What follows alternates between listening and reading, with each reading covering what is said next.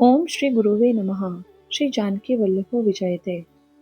पराये धन और पराई स्त्री पर मन चलाने वाले दुष्ट, चोर और जुआरी बहुत बढ़ गए। लोग माता पिता और देवताओं को नहीं मानते थे और साधुओं की सेवा करना तो दूर रहा, उल्टे उन्हीं से सेवा करवाते थे।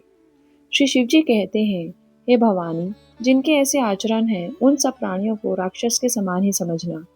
इस प्रकार धर्म के प्रति लोगों की अतिशय ग्लानि देखकर पृथ्वी अत्यंत भयभीत एवं व्याकुल हो गई। वह सोचने लगी कि पर्वतों, नदियों और समुद्रों का बोझ मुझे इतना भारी नहीं जान पड़ता जितना भारी मुझे एक परद्रोही का लगता है। पृथ्वी सारे धर्मों को विपरीत देख रही है, पर रावण से भयभीत हुई वह कुछ नहीं बोल सकती। अंत में हृदय में सोच विचार कर गौ का रूप धारण कर पृथ्वी वहां गई जहां सब देवता और मुनि थे।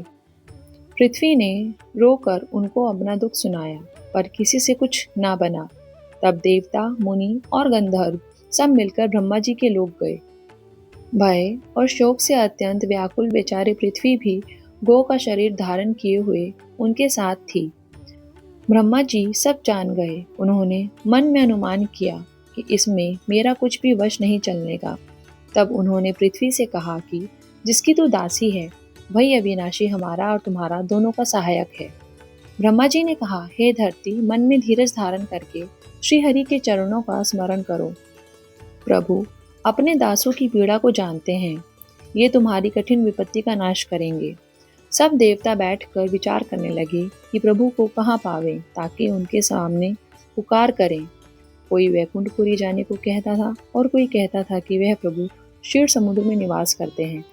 जिसके हृदय में जैसी भक्ति और प्रीति होती है, प्रभु वहाँ उसके लिए सदा उसी रीति से प्रकट होते हैं। हे पार्वती, उस समाज में मैं भी था। अवसर पाकर मैंने एक बात कही। मैं तो यह जानता हूँ कि भगवान सब जगह समान रूप से व्यापक हैं। प्रेम से वे प्रकट हो जाते हैं। देश, काल, दिशा, विदिशा में बताओ ऐसी जगह कहाँ है जहाँ प्रभु ना हो। वे चराचर में होते हुए ही सबसे रहित हैं और विरक्त हैं। वे प्रेम से प्रकट होते हैं जैसे अग्नि, परंतु जहाँ उसके लिए अग्नि मंथन आदि साधन किए जाते हैं वहाँ वे प्रकट होती है। इसी प्रकार सर्वत्र व्याप्त भगवान भी प्रेम से प्रकट होते हैं। मेरी बात सबको प्रिय लगी। ब्रह्मा जी ने साधु साधु कहकर बड़ाई की। मेरी बात सुनकर ब्रह्मा जी के मन में बड़ा हर्ष हुआ। उनका तन पुलकित हो गया और नेत्रों से प्रेम के आंसू बहने लगे। तब वे दीर बुद्धि ब्रह्मा जी सावधान होकर हाथ जोड़कर स्तुति करने लगे। हे देवताओं के स्वामी, सेवकों को सुख देने वाले, शरणागत की रक्षा करने वाले भगवान, आपकी जय हो, जय हो।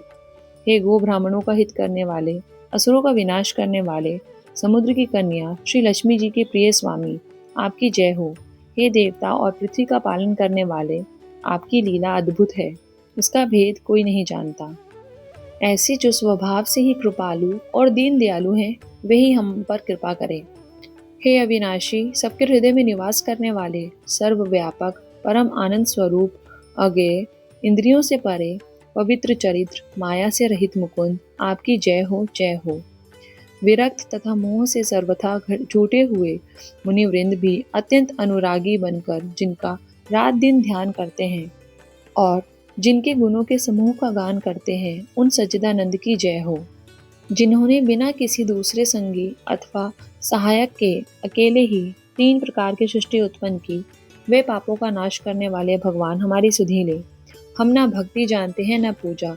जो संसार के भय का नाश करने वाले, मुनियों के मन को आनंद देने वाले और विपत्तियों के समूह को नष्ट करने वाले हैं, हम सब देवताओं के समूह मन, वचन और कर्म से चतुराई करने की बात छोड़कर उन भगवान की शरण आए हैं।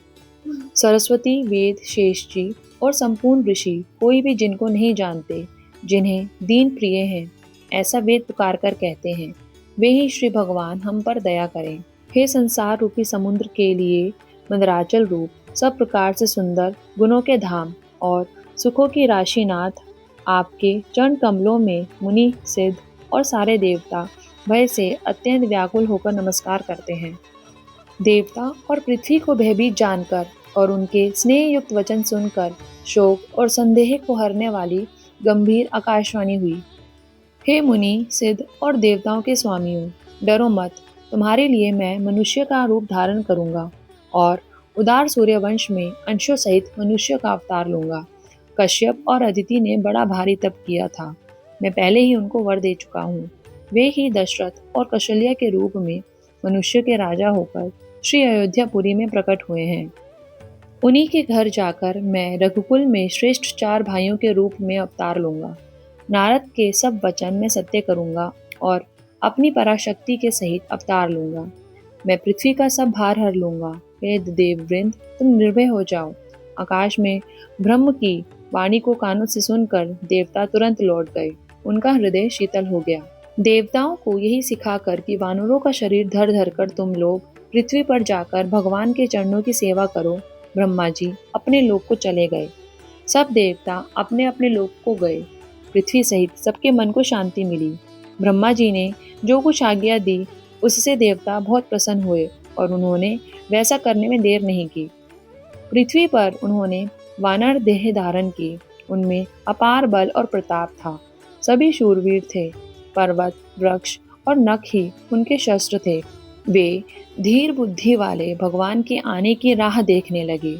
वे पर्वतों और जंगलों में जहां तहां अपनी अपनी सुंदर सेना बनाकर भरपूर छा गए।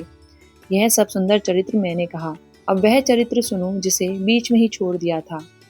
अवधपुरी में रघुकुल शिरोमणि दशरथ नाम के राजा हुए, जिनका नाम वेदों में विख्यात है।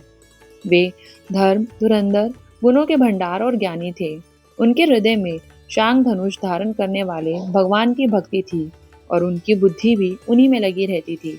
उनकी कौशल्या आदि प्रिय रानियां सभी पवित्र आचरण वाली थी।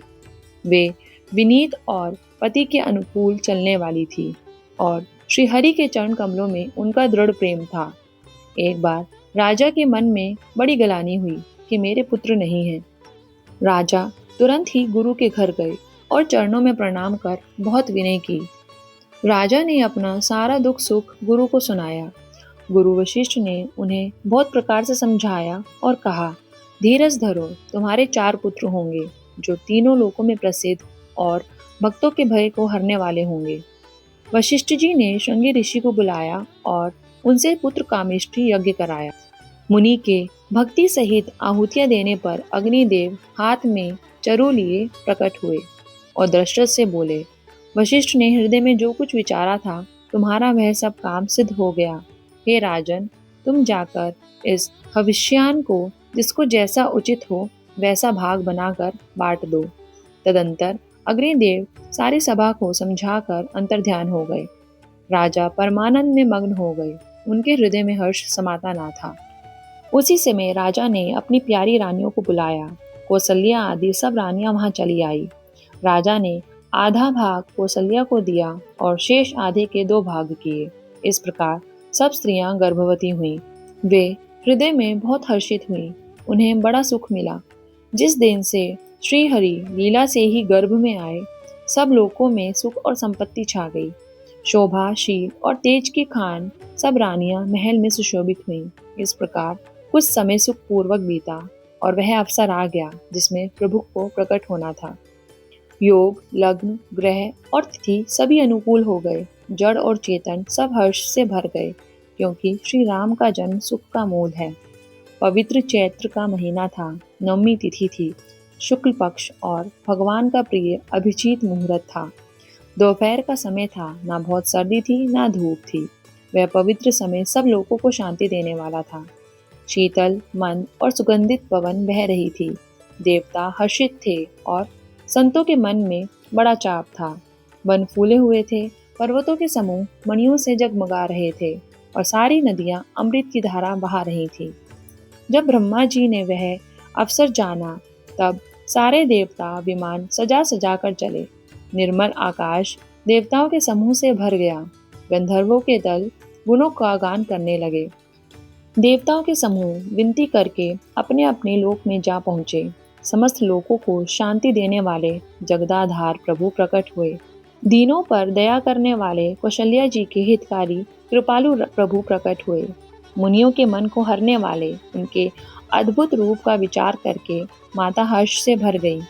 नेत्रों को आनंद देने वाले मेघ के समान श्याम शरीर था। चारों भुजाओं में अपने आयुध धारण किए हुए थे, आभूषण और वनमाला पहने थे, बड़े बड़े नेत्र थे। इस प्रकार शोभा के समुद्र तथा हर राक्षस को मारने वाले भगवान प्रकट हुए। दोनों हाथ जोड़कर माता कहने लगी, हे अनंत, मैं किस प्रकार तुम्हारी स्तुति करूं? वेद और पुराण तुमको माया, गुण और ज्ञान से परे और परिमाण रहित बतलाते हैं। श्रुतियां और संत जन दया और सुख का समुद्र, सब गुणों का धाम कहकर जिनका गान करते हैं, वही भक्तों पर प्रेम करने वाले लक्ष्मीपति भगवान मेरे कल्याण के लिए प्रकट हुए हैं। वेद कहते हैं कि तुम्हारे प्रत्येक रोम में माया के रचे हुए अनेकों ब्रह्मांडों के समूह हैं। वे तुम मेरे गर्भ में रहे। इस हंसी की बात के सुनने पर धीर पुरुषों की बुद्धि भी स्थिर नहीं रहती। जब माता को ज्ञान उत्पन्न हुआ तब प्रभु मुस्कुराए। वे बहुत प्रकार के चरित्र करना चाहते हैं, अतः उन्होंने सुंदर कथा कहकर माता को समझाया, जिससे उन्हें पुत्र का प्रेम प्राप्त हो। माता की वह बुद्धि बदल गई। तब वह बोली, हे तात, यह रूप छोड़कर अत्यंत प्रिय बाल लीला करो, यह सुख परम अनुपम होगा। यह वचन सुनकर देवताओं के स्वामी सुजान भगवान ने बालक होकर रोना शुरू कर दिया। तुलसीदास जी कहते हैं, जो इस चरित्र का गान करते हैं वे श्रीहरि का पद पाते हैं और संसार रूपी कूप में नहीं गिरते। ब्राह्मण, गो, देवता और संतों के लिए भगवान ने मनुष्य का अवतार लिया। वे माया और उसके गुण और इंद्रियों से परे हैं। उनका शरीर अपनी इच्छा से ही बना है, किसी कर्म बंधन से परवश होकर त्रिगुणात्मक भौतिक पदार्थों के द्वारा नहीं। बच्चे के रोने की बहुत ही प्यारी ध्वनि सुनकर सब रानियां उतावली होकर दौड़ी चली आईं। दासियां हर्षित होकर जहां तहां दौड़ी। सारे पुरवासी आनंद में मग्न हो गए। राजा दशरथ जी पुत्र का जन्म कानों से सुनकर मानो ब्रह्मानंद में समा गए। मन में अतिशय प्रेम है, शरीर पुलकित हो गया। आनंद में अधीर हुई बुद्धि को धीरज देकर और प्रेम में शिथिल हुए शरीर को संभालकर वे उठाना चाहते हैं।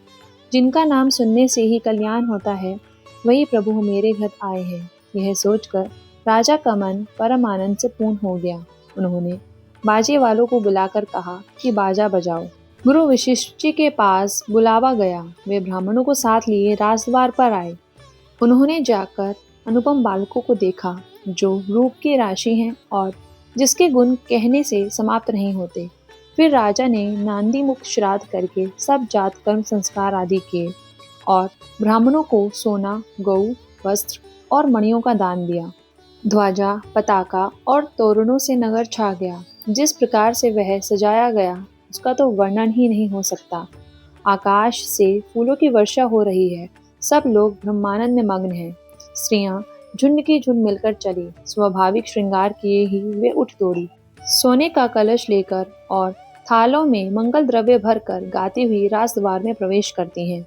वे आरती करके निछावर करती हैं और बार बार बच्चे के चरणों पर गिरती हैं। मागध, सूत, बंदीजन और गवैये रघुकुल के स्वामी के पवित्र गुणों का गान करते हैं। राजा ने सब किसी को भरपूर दान दिया। जिसने पाया उसने भी नहीं रखा, लुटा दिया। नगर की सभी गलियों के बीच बीच में कस्तूरी, चंदन और केसर की कीच मच गई। घर घर मंगल में बधावा बजने लगे, क्योंकि शोभा के मूल भगवान प्रकट हुए हैं। नगर के स्त्री पुरुषों के झुंड जहां तहां आनंद मग्न हो रहे हैं। केकई और सुमित्रा, इन दोनों ने भी सुंदर पुत्र को जन्म दिया। उस सुख, संपत्ति, समय और समाज का वर्णन सरस्वती और सर्पों के राजा शेषजी भी नहीं कर सकते। अवधपुरी इस प्रकार शोभित हो रही हैं मानो रात्रि प्रभु से मिलने आई हो और सूर्य को देखकर मानो मन में सुकचा गई हो। परंतु फिर भी मन में विचार कर वह मानो संध्या बनकर रह गई हो। अगर की धूप का बहुत सा धुआं मानो अंधकार है और जो अबीर उड़ रहा है वह उसकी ललाई है। महलों में जो मणियों के समूह हैं वे मानो तारागण है। राजमहल का जो कलश है वही मानो श्रेष्ठ चंद्रमा है। राजभवन में जो अति कोमल वाणी से वेद ध्वनि हो रही है वही मानो समय से सनी हुई पक्षियों की चहचहाहट है। यह कौतुक देखकर सूर्य भी अपनी चाल भूल गए। एक महीना उन्होंने जाता हुआ न जाना। महीने भर का दिन हो गया। इस रहस्य को कोई नहीं जानता। सूर्य अपने रथ सहित वहीं रुक गए। फिर रात किस तरह होती, यह रहस्य किसी ने न जाना। सूर्यदेव भगवान का गुणगान करते हुए चले। यह महोत्सव देखकर देवता, मुनि और नाग अपने भाग्य की सराहना करते हुए अपने अपने घर चले। हे पार्वती, तुम्हारी बुद्धि श्री राम जी के चरणों में बहुत दृढ़ है, इसलिए मैं और भी अपनी एक चोरी की बात कहता हूँ। सुनो, काकभूषुंडी और मैं दोनों वहाँ साथ साथ थे, परंतु मनुष्य रूप में होने के कारण हमें कोई जान न सका। परम आनंद और प्रेम के सुख में फूले हुए हम दोनों मगन मन से गलियों में भूले हुए फिरते थे, परंतु यह शुभ चरित्र वही जान सकता है जिस पर श्री राम जी की कृपा है। उस अवसर पर जो जिस प्रकार आया और जिसके मन को जो अच्छा लगा, राजा ने उसे वही दिया। हाथी, रथ, घोड़े, सोना, गोंद, हीरे और भांति भांति के वस्त्र राजा ने दिए। राजा ने सबके मन को संतुष्ट किया। इसी से सब लोग जहाँ तहाँ आशीर्वाद दे रहे थे कि तुलसीदास के स्वामी सब पुत्र चिरंजीवी हों। इस प्रकार कुछ दिन बीत गए। दिन और रात जाते हुए जान नहीं पड़ते। तब नामकरण संस्कार का समय जानकर राजा ने ज्ञानी मुनि श्री वशिष्ठ जी को बुला भेजा। मुनि की पूजा करके राजा ने कहा, हे मुनि, आपने मन में जो विचार रखे हों वे नाम रखिए।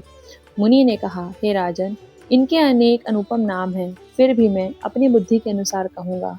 ये जो आनंद के समुद्र और सुख की राशि है, जिसके एक कण से तीनों लोग सुखी होते हैं, उन आपके सबसे बड़े पुत्र का नाम राम है, जो सुख का भवन और संपूर्ण लोगों को शांति देने वाला है। जो संसार का भरण पोषण करते हैं, उनका नाम भरत होगा। जिनके स्मरण मात्र से शत्रु का नाश होता है, उनका वेदों में प्रसिद्ध शत्रुघ्न नाम है। जो शुभ लक्षणों के धाम श्री राम जी के प्यारे और सारे जगत के आधार हैं, गुरु वशिष्ठ जी ने उनका लक्ष्मण ऐसा श्रेष्ठ नाम रखा। गुरुजी ने हृदय में विचार कर ये नाम रखे और कहा, हे राजन, तुम्हारे चारों पुत्र वेद के तत्व हैं, जो मुनियों के धन, भक्तों के सर्वस्व और शिव जी के प्राण हैं। उन्होंने बाल लीला के रस में सुख माना है। बचपन से ही श्री रामचंद्र जी को अपना परम हितैषी स्वामी जानकर लक्ष्मण जी ने उनके चरणों में प्रीति जोड़ ली। भरत और शत्रुघ्न दोनों भाइयों में स्वामी और सेवक की जिस प्रीति की प्रशंसा है, वैसी प्रीति हो गई। श्याम और गोर शरीर वाले दोनों सुंदर जोड़ियों की शोभा को देखकर माताएं तृण तोड़ती हैं। यूं तो चारों ही पुत्र शील, रूप और गुण के धाम हैं, तो भी सुख के समुद्र श्री रामचंद्र जी सबसे अधिक हैं। उनके हृदय में कृपा रूपी चंद्रमा प्रकाशित है। उनकी मन को हरने वाली हंसी उसकी किरणों को सूचित करती हैं। कभी गोद में लेकर और कभी उत्तम पालने में लिटाकर माता प्यारे ललना कहकर दुलार करती हैं। जो सर्वव्यापक, निरंजन, निर्गुण, विनोद रहित और अजन्मा ब्रह्म है, वही प्रेम और भक्ति के वश कौशल्या जी की गोद में खेल रहे हैं। उनके नील कमल और गंभीर मेघ के समान श्याम शरीर में करोड़ों कामदेवों की शोभा है। लाल लाल चरण कमलों के नखों की ज्योति ऐसी मालूम होती है जैसे कमल के पत्तों पर मोती स्थिर हो गए हों। वज्र, ध्वजा और अंकुश के चिन्ह शोभित हैं। नुपुर की ध्वनि सुनकर मुनियों का भी मन मोहित हो जाता है। कमर में करधनी और पेट पर 3 रेखाएं हैं। नाभि की गंभीरता को तो वही जानते हैं जिन्होंने उसे देखा है। बहुत से आभूषणों से सुशोभित विशाल भुजाएं हैं। हृदय पर बाघ के नख की बहुत ही निराली छटा है।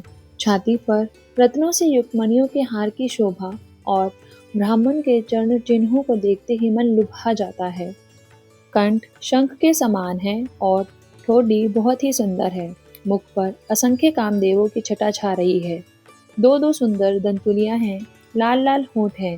नासिका और तिलक का तो वर्णन ही कौन कर सकता है। सुंदर कान और बहुत ही सुंदर गाल हैं। मधुर तोतले शब्द बहुत ही प्यारे लगते हैं। जन्म के समय से रखे हुए चिकने और घुंघराले बाल हैं, जिनको माता ने बहुत तरह से बनाकर सवार दिया है। शरीर पर पीली झंगली पहनाई हुई है। उनका घुटनों और हाथों के बल चलना मुझे बहुत ही प्यारा लगता है। उनके रूप का वर्णन वेद और शेष जी भी नहीं कर सकते। उसे वही जानता है जिसने कभी स्वप्न में भी देखा हो। जो सुख के पुंज मोह से परे तथा ज्ञान, वाणी और इंद्रियों से अतीत हैं, वे भगवान दशरथ कौशल्या के अत्यंत प्रेम के वश होकर पवित्र बाल लीला करते हैं। इस प्रकार जगत के माता पिता श्री राम जी अवधपुरी के निवासियों को सुख देते हैं, जिन्होंने श्री रामचंद्र जी के चरणों में प्रीति जोड़ी है। हे भवानी, उनकी यह प्रत्यक्ष गति है कि भगवान उनके प्रेम वश बाल लीला करके उन्हें आनंद दे रहे हैं। श्री रघुनाथ जी से विमुख होकर मनुष्य चाहे करोड़ों उपाय करे, परंतु उसका संसार बंधन कौन छुड़ा सकता है। जिसने सब चराचर जीवों को अपने वश में कर रखा है, वह माया भी प्रभु से भय खाती है। भगवान उस माया को बहु के इशारे पर नचाते हैं। ऐसे प्रभु को छोड़कर कहो किसका भजन किया जाए। मन, वचन और कर्म से चतुराई छोड़कर भजते ही श्री रघुनाथ जी कृपा करेंगे। इस प्रकार से प्रभु श्री रामचंद्र जी ने बाल क्रीड़ा की और समस्त नगर निवासियों को सुख दिया। कौशल्या जी कभी उन्हें गोद में लेकर हिलाती डुलाती और कभी पालने में लिटाकर झुलाती थीं। प्रेम में मग्न कौशल्या जी रात और दिन का बीतना नहीं जानती थी। पुत्र के स्नेहवश माता उनके बाल चरित्रों का गान किया करती। एक बार माता ने श्री रामचंद्र जी को स्नान कराया और श्रृंगार करके पालने में बौड़ा दिया। फिर अपने कुल के इष्ट देव भगवान की पूजा के लिए स्नान किया। पूजा करके नैवेद्य चढ़ाया और स्वयं वहां गई जहां रसोई बनाई गई थी।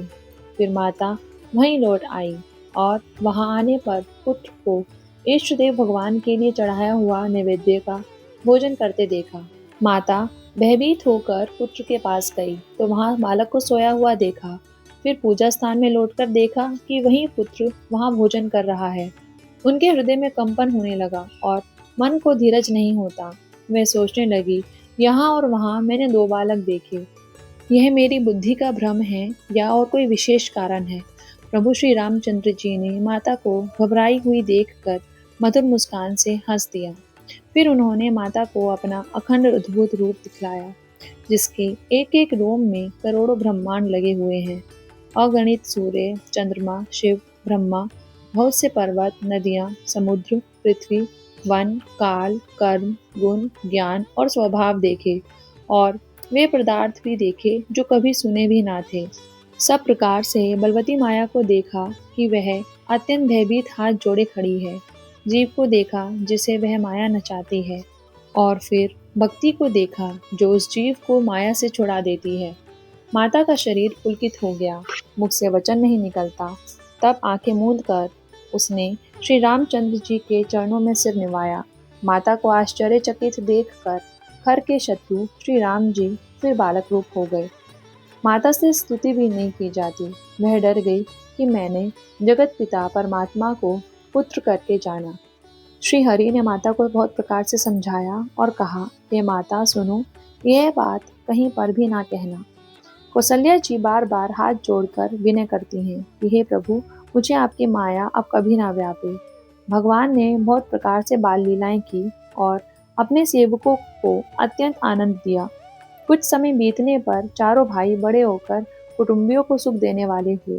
तब गुरुजी ने जाकर चूड़ा कर्म संस्कार किया। ब्राह्मणों ने फिर बहुत सी दक्षिणाएं पाई। चारों सुंदर राजकुमार बड़े ही मनोहर अपार चरित्र करते फिरते हैं। जो मन, वचन और कर्म से अगोचर हैं, वही प्रभु दशरथ जी के आंगन में विचर रहे हैं। भोजन करने के समय जब राजा बुलाते हैं तब वे अपने बाल सखाओं के समाज को छोड़कर नहीं आते। कौशल्या जी जब बुलाने जाती हैं तब प्रभु ठुमक ठुमक कर भाग चलते हैं। जिनका वेद नेति कहकर निरूपण करते हैं और शिवजी ने जिनका अंत नहीं पाया, माता उन्हें हठ पूर्वक पकड़ने के लिए दौड़ती हैं। वे शरीर में धूल लपेटे हुए आए और राजा ने हंसकर उन्हें गोद में बैठा लिया। भोजन करते हैं पर चित्त चंचल है। अवसर पाकर मुंह में दही भात लपटाए किलकारी मारते और हुए इधर उधर भाग चले। श्री रामचंद्र जी की बहुत ही सरल और सुंदर बाल लीलाओं का सरस्वती, शेष जी, शिव जी और वेदों ने गान किया है। जिनका मन इन लीलाओं में अनुरक्त नहीं हुआ, विधाता ने उन मनुष्यों को वंचित कर दिया। ज्यों ही सब भाई कुमार अवस्था के हुए, त्यों ही गुरु, पिता और माता ने उनका यज्ञोपवीत संस्कार करा दिया। श्री रघुनाथ जी गुरु के घर में विद्या पढ़ने गए और थोड़े ही समय में उनको सब विद्या आ गई। चारों वेद जिनके स्वाभाविक श्वास हैं, वे भगवान पढ़े ये बड़ा कौतुक है। चारों भाई विद्या, विनय, गुण और शील में बड़े निपुण हैं और सब राजाओं की लीलाओं के ही खेल खेलते हैं।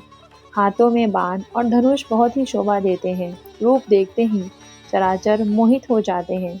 वे सब भाई जिन गलियों में खेलते हुए निकलते हैं, उन गलियों के सभी स्त्री पुरुष उनको देखकर स्नेह से शिथिल हो जाते हैं अथवा ठिठक कर रह जाते हैं। कौशलपुर के रहने वाले स्त्री पुरुष, बूढ़े और बालक सभी को कृपालु श्री रामचंद्र जी प्राणों से भी बढ़कर प्रिय लगते हैं। श्री रामचंद्र जी भाइयों और इष्ट मित्रों को बुलाकर साथ ले लेते हैं और नित्य वन में जाकर शिकार खेलते हैं। मन में पवित्र समझकर मृगों को मारते हैं और प्रतिदिन लाकर राजा दशरथ जी को दिखलाते हैं। जो मृग श्री राम जी के बाणों से मारे जाते हैं, वे शरीर छोड़कर देवलोक को चले जाते हैं। श्री रामचंद्र जी अपने छोटे भाइयों और सखाओं के साथ भोजन करते हैं और माता पिता की आज्ञा का पालन करते हैं। जिस प्रकार नगर के लोग सुखी हों, कृपा निधान श्री रामचंद्र जी वही संयोग करते हैं। वे मन लगाकर वेद पुराण सुनते हैं और फिर स्वयं छोटे भाइयों को समझाकर कहते हैं। श्री रघुनाथ जी प्रातःकाल उठकर माता पिता और गुरु को मस्तक नवाते हैं और आज्ञा लेकर नगर का काम करते हैं।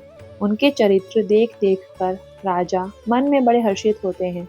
जो व्यापक, अकल, इच्छा रहित, अजन्मा और निर्गुण हैं तथा जिनका ना नाम है ना रूप, वही भगवान भक्तों के लिए नाना प्रकार के अनुपम चरित्र करते हैं। यह सब चरित्र मैंने गाकर कहा, अब आगे की कथा मन लगाकर सुनो। महामुनि विश्वामित्र जी वन में शुभ आश्रम जानकर बसते थे, जहाँ वे मुनि जप, यज्ञ और योग करते थे, परंतु मारीच और सुबाहु से बहुत डरते थे। यज्ञ देखकर ही राक्षस दौड़ पड़ते थे और उपद्रव मचाते थे, जिससे मुनि बहुत दुख पाते थे।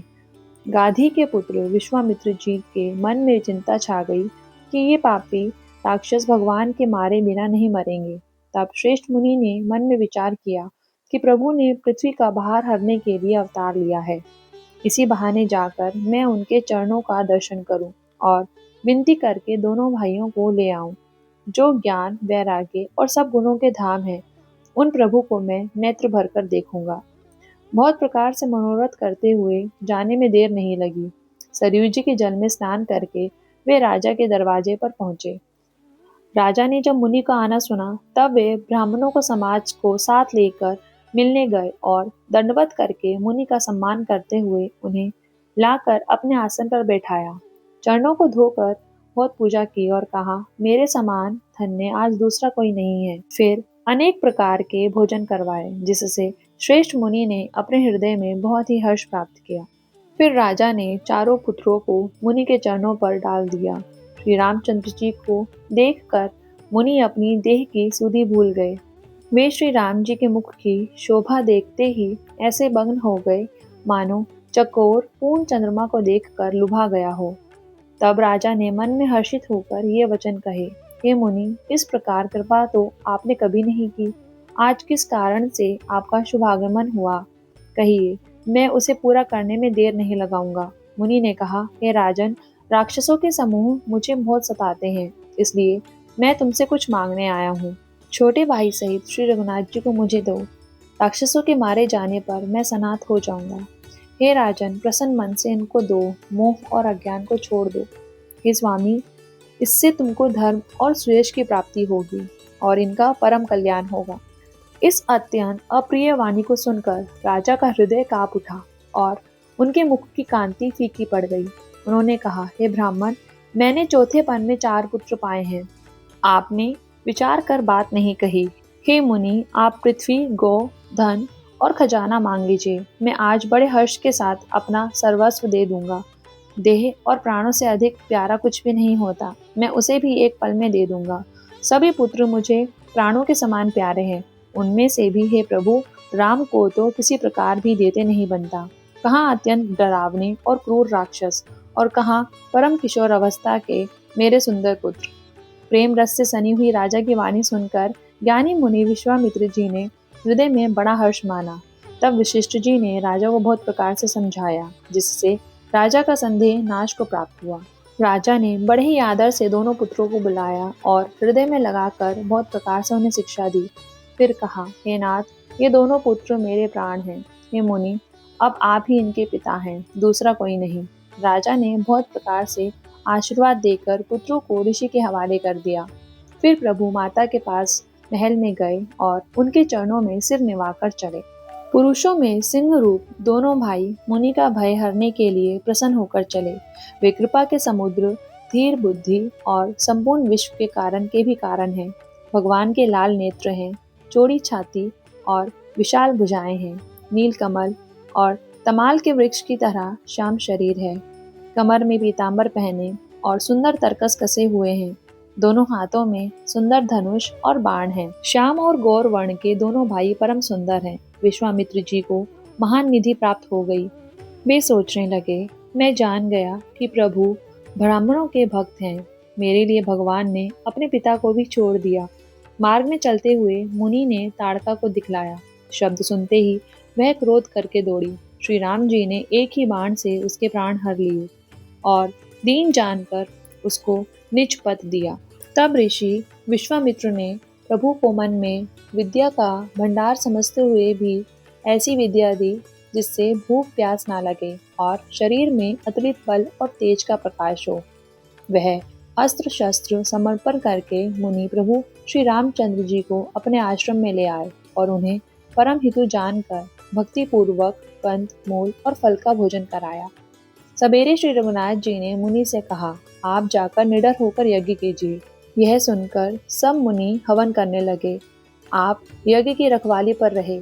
यह समाचार सुनकर मुनियों का शत्रु क्रोधी राक्षस मारीच अपने सहायकों को लेकर दौड़ा। श्री राम जी ने बिना फल वाला बाण उसको मारा, जिससे वह 100 योजन के विस्तार वाले समुद्र के पार जा गिरा।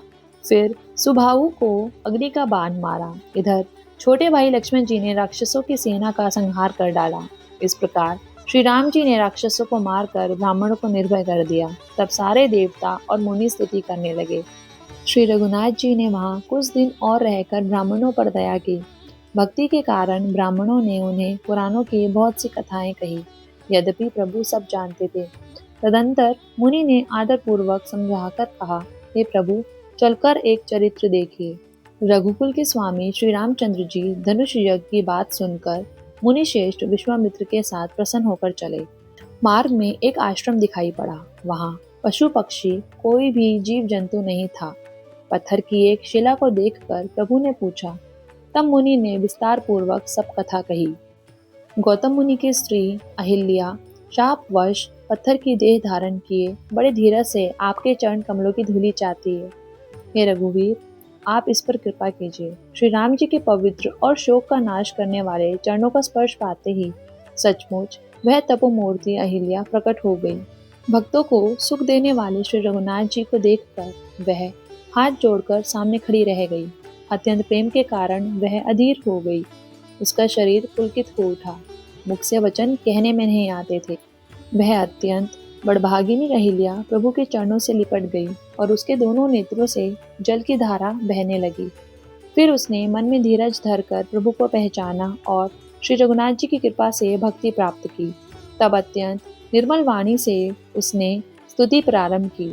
हे ज्ञान से जानने योग्य श्री रघुनाथ जी, आपकी जय हो। मैं अपवित्र स्त्री हूँ और हे प्रभु, आप जगत को पवित्र करने वाले, भक्तों को सुख देने वाले और रावण के शत्रु हैं। हे कमल नयन, हे संसार के भय से छुड़ाने वाले, मैं आपकी शरण आई हूँ, मेरी रक्षा कीजिए। मुनि ने जो मुझे शाप दिया सो बहुत ही अच्छा किया। मैं उसे अत्यंत अनुग्रह मानती हूँ कि जिसके कारण मैंने संसार से छुड़ाने वाले श्री हरि को नेत्र भर कर देखा। इसी को शंकर जी सबसे बड़ा लाभ समझते हैं। हे प्रभु, मैं बुद्धि की बड़ी भोली हूँ। मेरी एक विनती है। हे नाथ, मैं और कोई वर नहीं मांगती, केवल यही चाहती हूँ कि मेरा मन रूपी भौरा आपके चरण कमल की रज के प्रेम रूपी रस का सदा पान करता रहे। जिन चरणों से परम पवित्र देव नदी गंगा जी प्रकट हुई, जिन्हें शिवजी ने सिर पर धारण किया और जिन चरण कमलों को ब्रह्मा जी पूजते हैं, कृपालु हरि ने उन्हीं को मेरे सिर पर रखा। इस प्रकार बार बार भगवान के चरणों में गिरकर जो मन को बहुत ही अच्छा लगा, उस वर्ग को पाकर गौतम की स्त्री अहिल्या आनंद में भरी हुई पति लोक को चली गई। प्रभु श्री रामचंद्र जी ऐसे दीन बंधु हैं और बिना ही कारण दया करने वाले हैं। तुलसीदास जी कहते हैं, हे शठ मन, तू कपट जंजाल छोड़कर उन्हीं का भजन कर। मास पारायण 7वां विश्राम।